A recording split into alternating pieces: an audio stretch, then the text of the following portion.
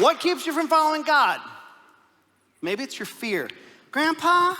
Yes, Grandpa? what is it? What is it? Grandpa, What is can I it? talk What to is you? it, grandson? Grandpa, can I talk to you for a What minute? is it, little Bobby? Okay, Little Bambino? hey, Grandpa, I got questions. And since, I get to stay with you and Grandma for the week, thought I'd ask you some questions. All righty, shoot, partner. Well, first question, why do I have a full beard? Yeah. Yep. That's a mystery, right? Right? It's the men in our family. A lot of testosterone. Yep. Grandpa, Yep. Grandpa, what does it mean when it rains? Well, let me think. That means that the angels are crying. They're very sad. You've probably done something wrong. Oh. Feels like a whole bucket of shame right there, Grandpa. Well, it worked in raising your dad, so yeah. Grandpa? Yeah. Grandpa, what does it mean when it thunders? Oh, that means the angels had chalupas for dinner the night before.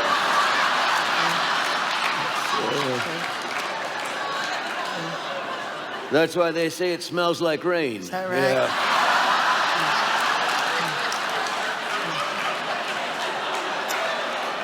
Did you take your glasses off? Can you see okay? I can see fine, Grandpa. You kind of look like a trucker. Kind of felt like something was off. Yep, you're off there. Yeah. Grandpa? Yep, what is it, Kemosabe? What? Thanks, Grandpa. You got it. Grandpa? Yep, Scooter, what is it? What? Why do pretty people marry ugly people? Well, pretty people marry ugly people because love is blind. But don't talk about your grandma that way, all right? I didn't say a word about it. There was no word. There was no word about it. Hurt her feelings. I didn't say a word. Nope, I know. Grandpa? Yeah, buddy?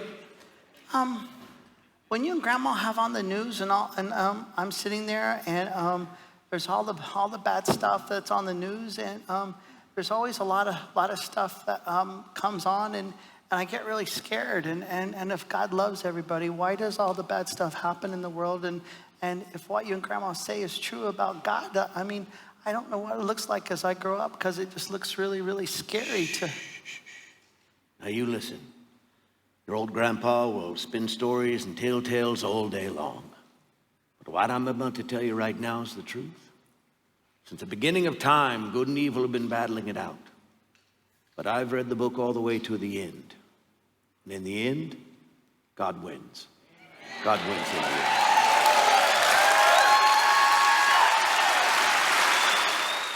Welcome to Allentown Victory in the Call Joint Service. So glad to be doing this with you guys. God bless, and we know you'll enjoy Pastor Marcus speaking on excellence during difficult times.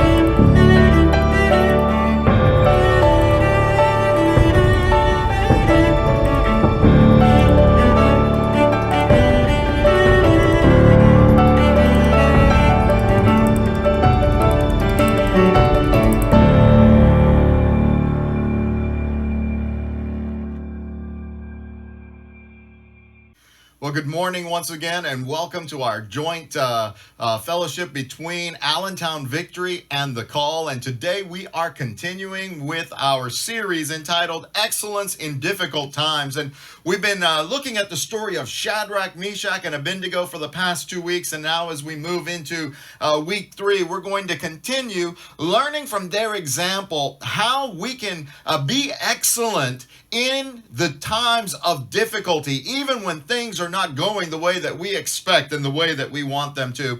And today's message, we're going to be looking at verses 13 to 15 of Daniel chapter 3, and the title of our message today is Hold to Your Values. In order for us to be excellent in difficult times, we need to hang on to the values that we have and not let anything dissuade us or move us off of the things that we know to be right and that we know to be true. So as we've been going through this, we looked at the importance of knowing what is the right thing in our first week. And last week we looked at standing for what is right. And today we're going to hold on to our values. As we look at Daniel chapter 3, verses 13 to 15, it says, Then Nebuchadnezzar, in rage and fury, gave the command to bring Shadrach, Meshach, and Abednego. So they brought these men before the king. Nebuchadnezzar spoke, saying to them, Is it true, Shadrach, Meshach, and Abednego, that you do not serve my gods or worship the gold image that I have set up? Now, if you are ready, at the time you hear the sound of the horn, flute, harp, lyre, and psaltery in symphony with all kinds of music, and you fall down and worship the image that I have made, good.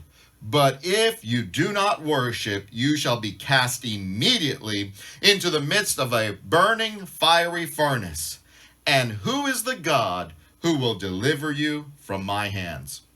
The first thing that I want to say as we look at holding on to our values is don't give in to pressure. Can you imagine the pressure that was upon Shadrach, Meshach, and Abednego? They have now been singled out. They've now been called before the king, and they are now standing before the king, and the king is giving them one final chance. He's saying, if you bow down, fine. I will overlook the fact that you did not bow down earlier when I asked you to. I'm giving you this opportunity to make things right. The pressure that they must have felt as they were standing there. And then he goes on to say, What God can save you? Here comes now this overwhelming pressure. Is God going to be there for us? Is our faith going to be upheld? Are we going to be able to get through this and see this thing through?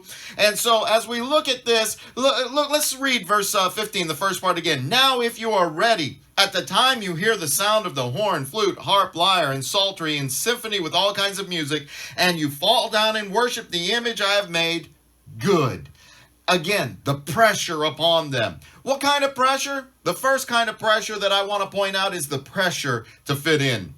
I'm reminded of the story of the ugly duckling, and I'm sure we're all familiar with different versions or renditions of it, but the one that sticks to my mind is the one that Disney made into a cartoon. And in this particular cartoon that I can remember watching as I was a child, there's a nest on the top of a hill and a nest at the lower portion of the hill along a lake shore. And from the nest at the top of the hill, an egg comes rolling out, and it rolls down into the nest at the bottom of the hill. And at that particular moment, the mother duck was just leaning over, and boom, all of a sudden this egg that's foreign to her nest rolls in, and she doesn't really realize it. She notices as she sits back down that there's one egg that's slightly bigger than the others, but doesn't seem to put it together that that is not her egg. Well, as time progresses, the eggs hatch and all the little ducklings come out, but this one larger egg is a little bit more stubborn. It hasn't hatched yet. And so the mother duck continues sitting upon that egg, waiting for it to hatch. And when it finally does hatch, oh, the duck that came out of that egg was the ugliest duck that you ever did see. Why? Well, we all know the story, because it wasn't actually a duck. It was actually a beautiful swan.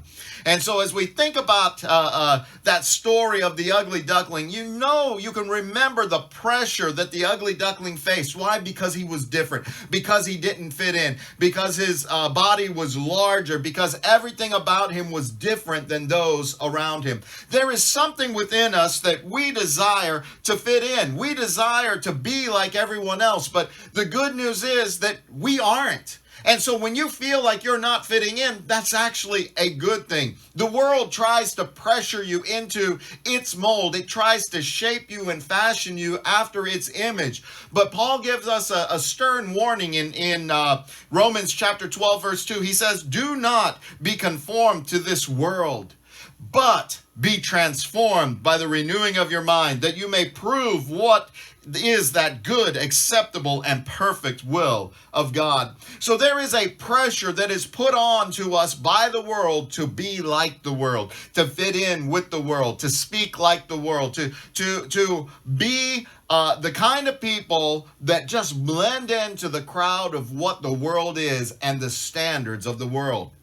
But we are called to a higher standard. There's a second pressure that we often feel when it comes to these type of situations, and that is a pressure to be liked. A lot of times when we think about a pressure to be liked, we associate this with high school and the whole peer pressure. The reason why kids often give in to peer pressure is because they want to be liked by their peers. They want to be the person who is cool, the person that other people want to be around, that other people look up to. But even as adults, that same type of pressure to be liked is still there. In fact, in the scriptures, we find an account where Paul actually had to confront Peter because Peter changed his behavior pattern. He changed the way that he was reacting and interacting with other Gentile believers simply because of the pressure to be liked by a sector of Christians known as the Jewish Christians. And so in Galatians chapter 2, verses 11 to 13, Paul gives an account of how he confronted Peter because of Peter's attitude. Let's look at this. In verse 11, it says, "But when Peter came to Antioch, I had to oppose him to his face, for what he did was very wrong. When he first arrived, he ate with the Gentile believers who were not circumcised. But afterwards, when some friends from James came, Peter would not eat with the Gentiles anymore. He was afraid of criticism from these people who insisted on the necessity of circumcision. As a result, other Jewish believers followed Peter's hypocrisy, and even Barnabas was led astray by their hypocrisy.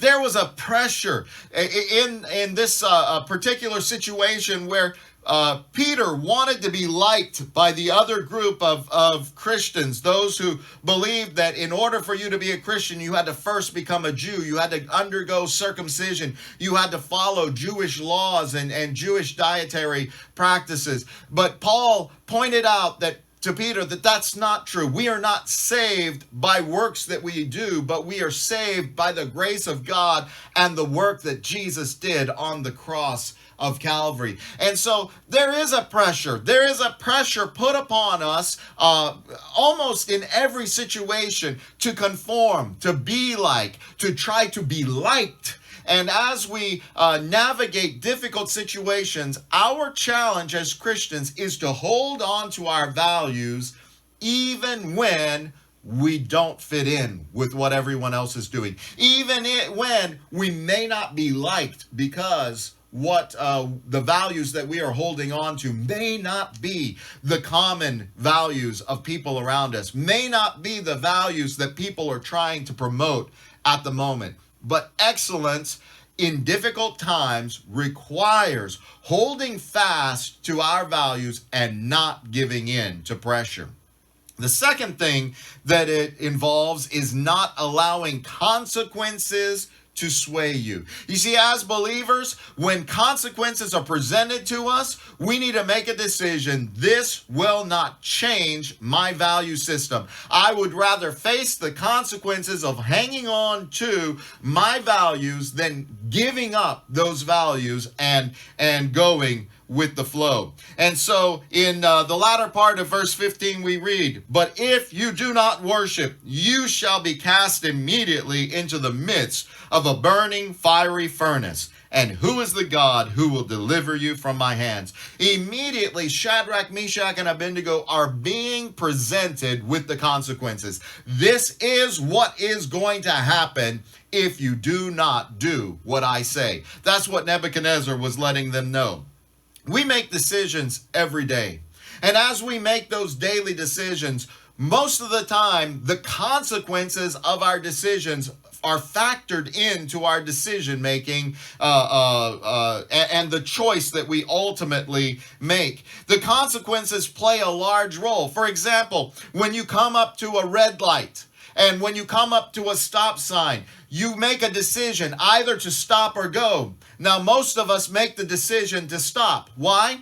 Because the consequence of an accident does not make the benefit of going through, saving the few moments to go through that stop sign or go through that red light worthwhile. And so the consequences of running a red light stop us. That accident stops us. Also, when we see the posted speed limit sign or when you see a no parking sign, you immediately make a decision. Am I going to go above the speed limit? Am I going to park in this place? And often the consequences of disobeying those regulations keep us from making a decision to ignore those regulations. Why? Because the ticket will come. And because we don't want the ticket, we drive the speed limit. Because we don't want the ticket, we park in the places where we need to park. From a very young age, we're taught to think if then. If I do this, then. If I touch the stove or the oven, then ouch, it's going to hurt me. And so consequences factor into much of our decision making. But when it comes to our values, we cannot fall into the pattern of looking at the consequences of that situation, but rather we need to look at the bigger picture. You see, Shadrach, Meshach, and Abednego, they were thinking about the consequences, but they were not thinking of the fiery furnace as being the major consequence. They were thinking of standing before God and having God say, "Why did you disobey me? Why did you dishonor me?" That was a bigger consequence for them than the king's threat to throw them into a fiery furnace. several years ago, a Christian film by the name of Courageous was released, and if you have not had the opportunity to view that, I encourage you to do so. But there's a scene in the movie where Javier, who is one of the supporting characters in the movie, is looking for a job, and a police officer helps him to get a job. And as he's going through the day-to-day activities of this job, he's actually doing very well, and he's considered for a promotion and a raise. And as he's brought into the office of the manager presents to him this opportunity. He says, "Look, I've been pleased with how you've been working, and I want to give you a raise, Javier. But here's the thing: as you go through your tasks, there will come times where I may have to tell you to change the numbers on the invoices, to change the quantities. That's going to be a part of the job requirements. Are you okay with doing that?" And Javier immediately starts to lean towards no, but the manager says, "I tell you what, I'm going to give you 24 hours to think about this, and then you let me know your answer." And so Javier goes out, and he's conflicted. He talks to his wife, and he's conflicted because he knows what his values are. And his values of knowing what is right will not allow him to change the numbers, thus cheating the company. And so when he comes back into the office the next day, and he's asked, "Have you made a decision?" And the manager warns him or stops him for just a moment and says, "You realize that what you do, the decision that you make, is going to have an effect on whether you get this promotion and get this raise, or even whether you keep this job or not." And Javier makes the decision that he's going to hold on to his value regardless of the consequences. And he tells the manager, "I'm sorry, I cannot change any numbers. That is not something that would honor God, and that's not something that I can do." Well, it turns out that the manager stands up, holds out his hand, shakes Javier's hand, and says, "You are the first person who has passed this test. This was an integrity test, and you're the first person who passed it. You've got the job, and you've got the promotion." And so the movie portrays how difficult it often can be when we hold on to our values, when we don't let the consequences sway us from doing what we know is right. And so when it comes to negative consequences, it really can be a struggle. It really can be a challenge. But here, Shadrach, Meshach, and Abednego, they're doing the right thing. They're doing the right thing, and they're faced with this situation. What am I going to do? How am I going to go through this? In 1 Peter chapter 2, verses 20 and 21, Peter actually points out that if you face negative consequences for doing bad, that's normal. Everybody expects that. But when you face negative consequences for doing good, there's something that happens. And let's look at what he says in 1 Peter chapter 2, verses 20 and 21. "But how is it to your credit if you receive a beating for doing wrong and endure it? But if you suffer for doing good and you endure it, this is commendable before God. To this you were called, because Christ suffered for you, leaving you an example that you should follow in his steps." And Paul takes this idea and he actually takes it a little bit further in Romans chapter 8, verses 16 and 17. It says, "The Spirit himself testifies with our spirit that we are God's children.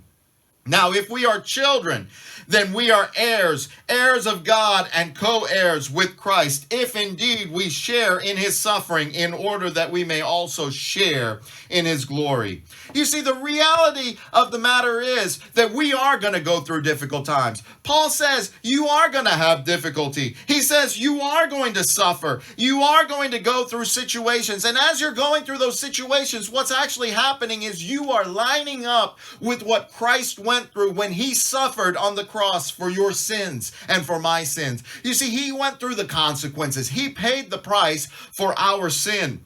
And so the reality is difficult times will come.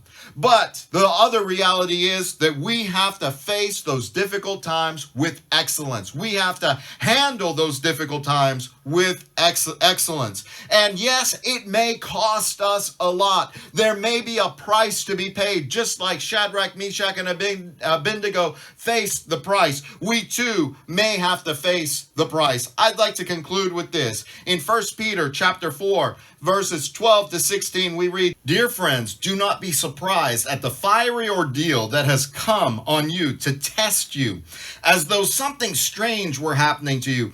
But rejoice inasmuch as you participate in the sufferings of Christ, so that you may be overjoyed when his glory is revealed. If you are insulted because of the name of Christ, you are blessed, for the Spirit of glory and of God rests on you. If you suffer, it should not be as a murderer or thief or any other kind of criminal or even as a meddler. However, if you suffer as a Christian, do not be ashamed, but praise God that you bear that name." You see, here Peter tells us that we are going to face times of trials and times of difficulty. Don't be surprised when they come, brothers and sisters. They will come. Those times will come. But when you face those difficulties, make sure that you face them with excellence. Make sure that you're going through difficult times in a way that is honoring to God. And how do we do that? By holding on to our values, by not giving in to the pressures and not letting the consequences deter us from continuing to hold on to the values that we know God has set before us and the things that we know that God would have us do. My friends, I don't know where you are in your walk with God today. Maybe you've allowed yourself to be fit into the mold of the world. Maybe you've allowed the pressures to get to you. But today I want you to know that there is good news. If you have, our God is faithful and just to forgive and to cleanse from all unrighteousness. Maybe you've been afraid of consequences, so you haven't taken the stands that you know you should have taken. Well, today God can forgive you. And so all we have to do is come to him on the basis of the promise of his word in 1 John 1:9, that if we confess our sins, he is faithful and just to forgive us and to cleanse us from all unrighteousness. And so I'd like us to take a moment right now. And if there are things in your life that you know are not right with God, areas where you let go of your values and gave into pressure, the pressure to fit in, the pressure to be liked, or if there are areas where you let the consequences move you away from what you know God would want you to do, let's ask him for forgiveness right now. Father, right now we thank you for the promise of your word, that if we confess our sins, you are faithful and just to forgive us and to cleanse us from all unrighteousness. Lord, today we ask for that forgiveness. Lord, we acknowledge the times where we've not held on to the values that we know to be true, where we've allowed pressures of this world to fit in and to be liked, move us away from your path, where we've allowed the ridicule and the consequences of standing for our faith to move us away from what we know to be true. But Lord, today we thank you that even though we may have dishonored you, even though we may have violated your ways and done things that have not been glorifying to you, done things that do not honor you, Lord, today, whatever it is, all we have to do is confess it to you and you will forgive us. And so, Lord, right now, we ask for that forgiveness. We confess that to you. And I thank you right now, Lord, that we are forgiven because of the promise in your word. And so I proclaim that forgiveness right now onto every person who's asked for your forgiveness. And I thank you for it now in Jesus' name. Amen. Welcome back. Hope you enjoyed that message there from Pastor Marcus about holding on to your values. Let's dive into that with a few questions here to dissect and digest what God wants us to get from this message. So number one, how have we overcome being pressured to push aside biblical values? Okay, let me ask it again. How have we overcome being pressured to push aside biblical values? All of us have been in situations where the peer pressure has been on or some other kind of pressure to push aside what we believe in. How have you dealt with that? How has that happened, and what has unfolded when that's happened in the past, and how do you want it to unfold in the future? Number two, how can we relate to Peter and how he acted with two different groups of believers? Let me say it again. How can we relate to Peter and how he reacted to two different groups of believers? Number 3, is there a price to change your values? Is there a price to change your values? Is there a monetary price? Is there some other limitation there to change your values? Interesting question. Number 4, share how you have faced negative consequences for doing what is right. And then follow up, looking back, would you change your decision? So let me ask that again. Share how you have faced negative consequences for doing what is right. And now looking back, would you change your decision on that? So there is suffering, there is things for choosing what is right that are not always easy consequences. Let's talk about what that is, because I believe it's important to count the cost and to see what it is that God wants us to be doing and seeing how He's lighting up our path, how He's lit it up in the past, and how He's lighting it up in the future right now through the lens of God's Word. God bless you. Have a wonderful week. We'll see you next week.